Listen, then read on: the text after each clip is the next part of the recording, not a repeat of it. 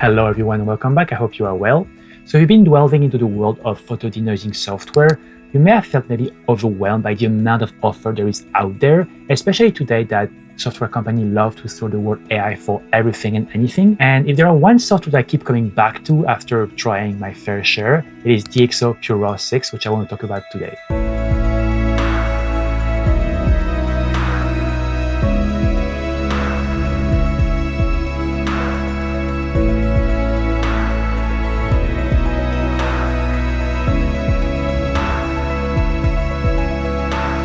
Let's start by saying that this video is not sponsored by DxO. I've bought all my software from them for over a decade now, so you can be sure that those thoughts are my own and they're not biased because there is a hidden sponsorship or anything like that. So what is DxO PureRAW 6? I'll try not to be too technical here so I can just show you what it does instead of like talking about it. But basically it's a software that works as a standalone app or a plugin for a software like Lightroom Classic, and it's going to sit prior to your editing software. So it's going to be a new link between your RAW files and your photo editing softwares. And what it does is basically three things. It's going to demosaic your RAW file. It's going to apply some noise reductions, some lens corrections, and then it's going to send us new optimized RAW files to your favorite photo editing software so you can get the most of those RAW files. But it's important to note that DxO PureRAW is not a photo editing software per se, meaning it's not the kind of software you're going to use to apply basic corrections such as like your exposure, highlight recovery, saturation. Now, all of those, they stay in your favorite software afterwards. Again, DxO PureRAW, it sits before. It's kind of like the cleaning stage, right? When you do some cooking, well, you want to clean your ingredients first. And I mean, you can bypass this stage and you can start the cooking directly, but then your cooking might kind of like taste weird. Well, it's the same thing here where you want to clean those raw so they look the best before you get to the actual cooking of the files, working with the colors, the tones, all of the fun stuff, but with clean raw files. I hope this analogy makes sense. And I've already talked way too much, so let's just jump into the software and see what it's really about. So here I'm in Lightroom Classic. I have a collection of photographs, and most of them, their common theme, I guess, is high ISO or drone shots. And so here I have an eagle shot at sunrise, and it's quite underexposed and it's quite noisy. I think we're sitting at 4000 ISO. Here I have an Aurora's, again, here it's like a 10,000 ISO. Here I have an Orca at like 128. So lots of files with lots of noise, high ISO range. And so here you have two options, right? Like I said, DxO works as a standalone or as a plugin. If you want to, you could basically just plug in your SD card and then you can open the software here, DxO PureRAW 6, and it's a basic window that's going to launch somewhere around. There you go. And so basically you have a light box and you can just start dropping those files in there, and then you can start processing them. So you don't need to use the plugin. But I do find that the plugin is much easier because if, like me, you shoot wildlife and you shoot in burst mode, then you're going to need to have like 2000 shots of eagles, but you only want 5, right? So it's better to maybe call them before and only send those 5 images to DxO instead of just like processing the whole batch. I mean, you can if you want to, but it's going to, eat some space and take some time, and I just don't recommend it. So we'll go back into Lightroom and we're going to take a look again at those photos. And so how it works basically is very simple. Let's say I want to work on all of those images at the same time. And again, they have different cameras here. I think I have an R5C, I have an R6, I have a drone. So I'm going to select them all. I'm going to go to File, Plugin, Extra Managers, and I'm going to click Preview and Process with DxO PureRAW 6. And we are now in DxO PureRAW 6. As you can see, it's a very straightforward interface, quite simple. I like it. On the top here, you have a couple of controls if you want to see the photos at 100%. You can even punch in even further, I believe. You can go all the way to 1600 if you really want to pixel peep, but I think in this stage, it might be a bit too much, but it's there if you want it. At the bottom here, you have your film strips. Those are all of the photos we've been importing from Lightroom. And at this stage, they're not double, right? It's reading the exact same file that you have in Lightroom. And here on the right, you have the bread and butter of the software, which is the panels for making the adjustment and apply the denoising, the processing, the lens correction, and all of the sweet things that you want to do in that software. So of course, you can do a couple of presets. I have my own, but for now, just let's take a look at the basic setting. And so parsing and denoising, that's the main one. So you have DeepPRIME 3 and DeepPRIME XD3. DeepPRIME XD3, it's a mouthful, is the latest models. It used to be on beta for the longest time, and now it's no longer in beta, so I guess this is the best one to get. And it works for both Bayer and X-Trans sensors, which is great. So now you don't have to kind of like use the different models depending on your camera. And then you have your two main sliders, the luminance and the force details. Those are very similar to other software. Then you have the second panel here for the optical corrections. Again, pretty straightforward. And then here you have the retouch. We'll touch base on later on. So let's zoom on this eagle here. And here, that's the slider showing the before and after. And you can see on the original RAW, you can see a lot of, hopefully you can see because this is the YouTube compressions, but there's a lot of noise for each pixel. You can see red pixels, you can see blue pixel, you can see the green one. And it's not the best way to start an edit with those like very, very hot pixels. But now if I use the sliders, whoop, and now it's gone. It's pretty incredible, honestly. Every time I just can't get tired of doing this. Now you can see that it isn't properly aligned, and that's because also applying some lens corrections, lens distortion, all of that, and it has to correct the vignetting. It has to crop a little bit on the image. That's totally normal. Don't think it's kind of something weird happening. But here, I think for this particular image, I think luminance 40 is way too much. So this is roughly how much denoising it's applying to to each pixel. And you can go all the way to 100, which is, in my opinion, is absolutely bad. But hey, to each his own. I think I'm going to dial it back for this image around like 10%. This image was shot at ISO 4000. And at this point, I think luminance 11 is decent enough. As you can see, there's still some grain, but no more colorful grain. Colorful grain, is that a thing? Anyway, noise. So there is no more noise, colorful noise. And I like to keep a little bit of texture on my images. But now it's just my preference. You may want to get rid of it. But because I shoot a lot of film, I still like a bit of texture. So that's why for me, luminance 11 for this kind of image, that's just more than enough. And then you have the force details. I leave this down to 0 because, I mean, I don't need to force too much details on this particular image. And then you can, again, start to see a bit of like weird artifacts. So just be very wary of the force detail sliders. And then we have the optical correction. This one is automatic. As soon as you start importing images into DxO PureRAW, it's going to ask you to download the correct profile for the lens and the camera. You only have to do it once, by the way. And then again, you can just decide through some presets how much you want sharpness optimizations. I usually go between soft and standard. Again, to each his own. I think it's more than enough. But if you really want to push it, you can really like crank it up, whoop, and you sort of crank it up at the maximum. And now it looks very weird and like kind of like oily and all of that. So I mean, you can if you want, but I'll bring it back to a normal looking image. And then what else? We have vignetting, chromatic aberrations. All of those are set to auto. You don't have to really worry about them, except if you want to keep the vignetting for some reason, but I don't. And then you have the retouch. Now, the retouch is one of the new features of the DxO PureRAW 6, and it's basically going to analyze your photos through AI and all of that guru thing, and it's going to take a look if you have some dust on the sensor. Now, that's very useful because if you shoot at sometime f9 or above, you might see some of the dust on your sensor. And so now you no longer have to do it by hand. And I know Lightroom also have this feature for a couple of months now. But the good thing about doing it in DxO PureRAW is that you only have to do it once, right? If you're doing it in Lightroom and you want to work with multiple copies, then you may have to reset one of the edit, and then you're going to lose it, so you have to do it again. But here it's just do it once and then forget about it. So that's why I would do it more here than I would do it in Lightroom. So that's basically it. Very straightforward. Then we have the second menu here. This is a new menu as well for a couple of the past versions, which allow you to apply local adjustment to the image. Now, I'm going to be honest, I've never used this, so I'm not going to talk too much about it. But basically, if you were to wanting to apply more corrections to the shadows here and not too much to the sky, I guess you could do that. But I just find it so much easier just to apply a kind of like broad denoise to the entire image, but up to you. And then we have the third menu here, which is the export presets. And now this is going to be quite important as well, a bit boring, but a bit important.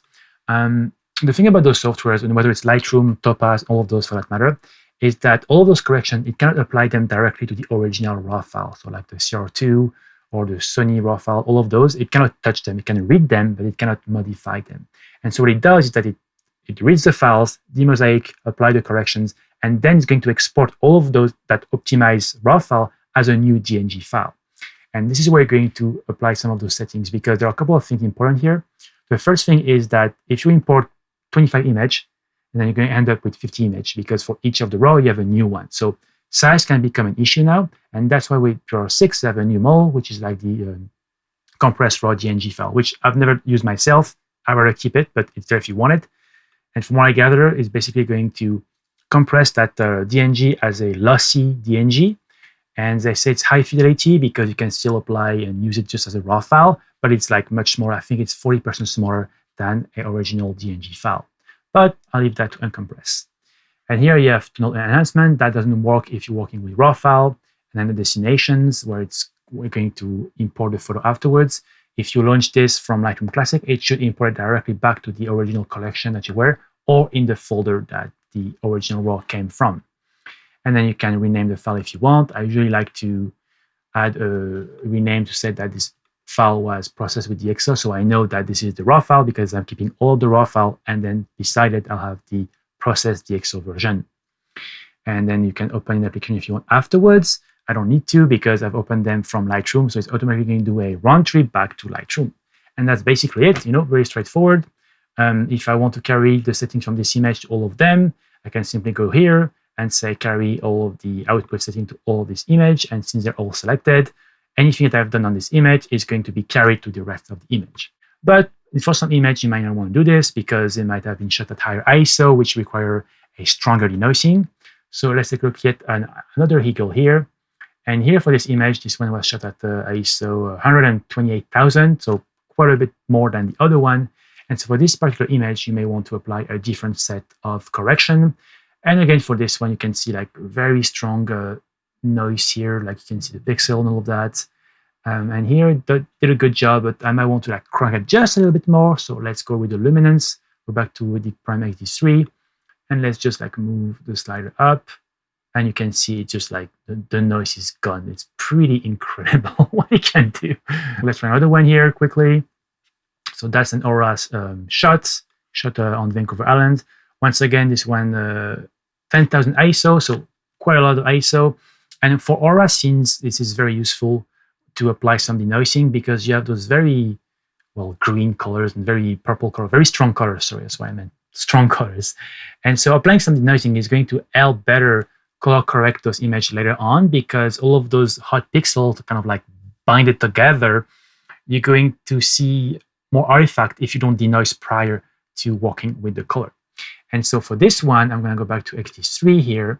And if we look here, hopefully you can see it again with the compression, but I'm going to crank up the luminance and you can see how much it's removing. Now, in this particular case, I think it's a bit too smooth.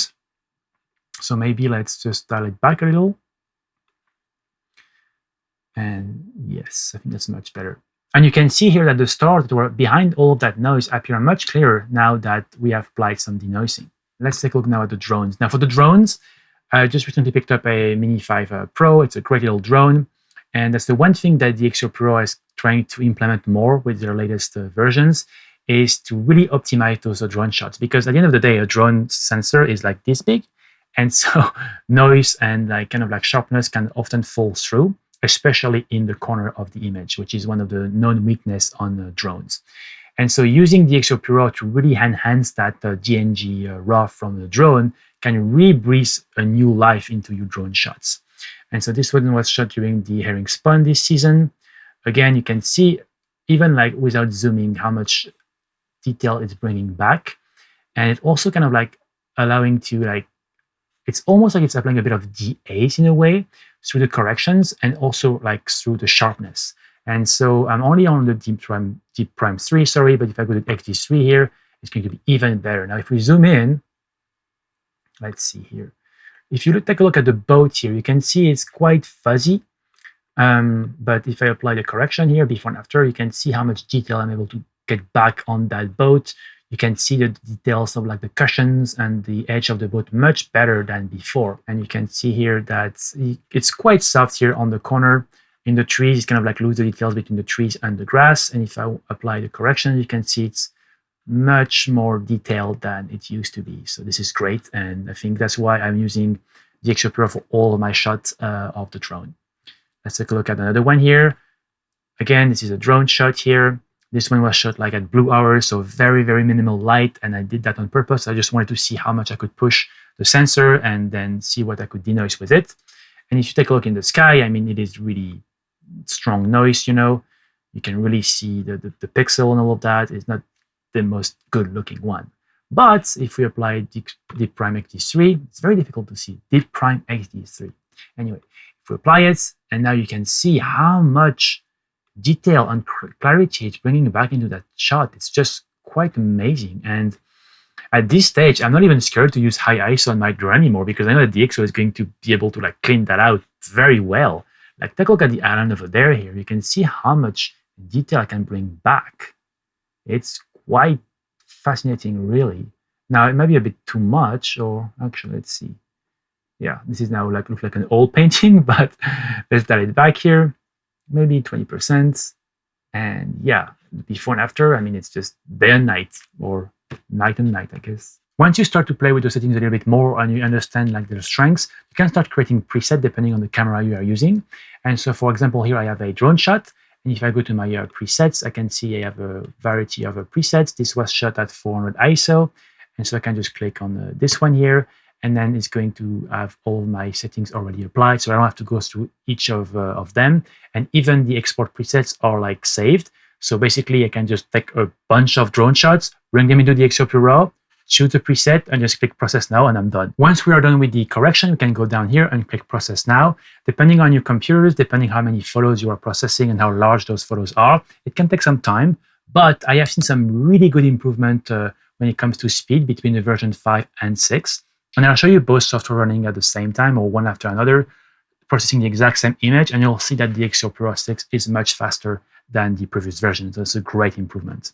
And we're back into Lightroom Classic. I just want to show you a bit more of the before and after once you use the DxO PureRAW 6. And so that's the raw file. Okay, so 128,000 ISO, quite a lot. You can see all of the noise. You can see it's on the sea lions here. And if I toggle the DxO PureRAW now, you can see it applied the lens corrections. And now the file is being cleaned up. That noise is now gone. Like I said, I've kept a little bit of the noise because I don't like to see kind of this oily here. I think it's borderline too much noising, because you can see while it did brought back some details onto the skins of the sea lions, it started to look a little bit too oily. Here's another example here. We have the 3 cormorant on the dock, and I'm going to zoom in. And you can see it's quite noisy. I mean, it was shot at 128,000, so not the maximum ISO, but still quite high up there. And for this one, you can see there is details in the shot, but it's just hidden behind the noise. But now watch what happened if I toggle the DxO version. Boom. I mean, you can see all the details are back. It was all hidden behind the noise, but now that the noise is gone, you can see all the details on the beak, on the eye, on the little hair here. I mean, it's just day and night compared to the raw version, right? It's just perfect. And now you can really start like walking with that file. With a much cleaner file, you can just walk more with colors, with tones, without having that noise being like kind of the main aspect of that photograph. Now let's take a look at a few things that could be improved with DxO PureRAW 6.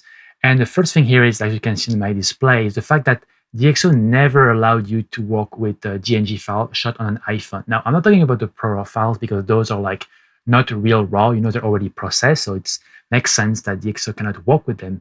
However, when you try to use a third-party app on your iPhone to shoot the straight out of camera GNG RAW, it doesn't work with DxO. It never did, and I don't understand why, because they can work with like the lens corrections and all of that. So it'd be great if we could just like kind of optimize those GNG on the iPhone, because again, it's a smaller sensor.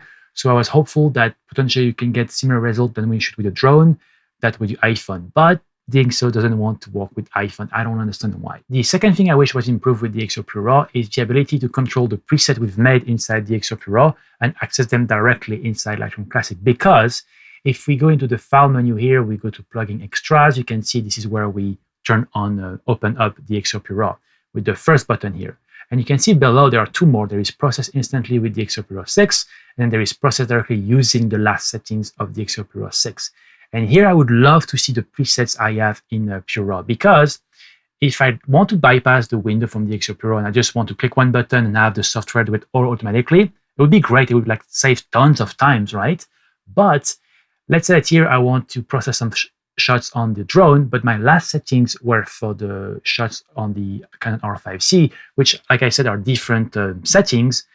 I cannot control this, so I have to go back into the software and then select my preset from there. But it would be great if they were there. I don't know if it's a limitation from Adobe or if just DxO didn't think of it, but if they could implement it, that would be great. And the third improvement I would love to see is to have DxO PureRAW works as a plugin with Adobe Lightroom Cloud. Not the classic version like it is right now, but also like its little brother, the cloud versions, because I think there is a use to have PureRAW, and I know they have opened up plugins because they have a partnership, I think, with Topaz to upscale on the noise with Topaz directly inside Lightroom Cloud.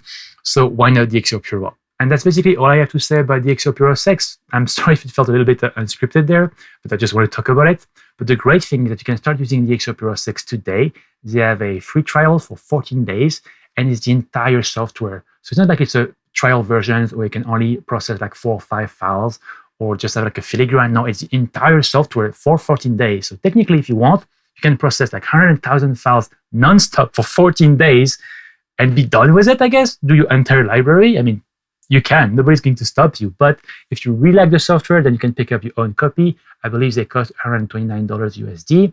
And if you have a previous versions of DxO PureRAW, you can pick up an upgraded license for $89. Thank you for watching. I hope you got something out of this video. And if you did, please consider liking and subscribing so I can do more of those videos in the future. And I'll see you next time. Bye for now.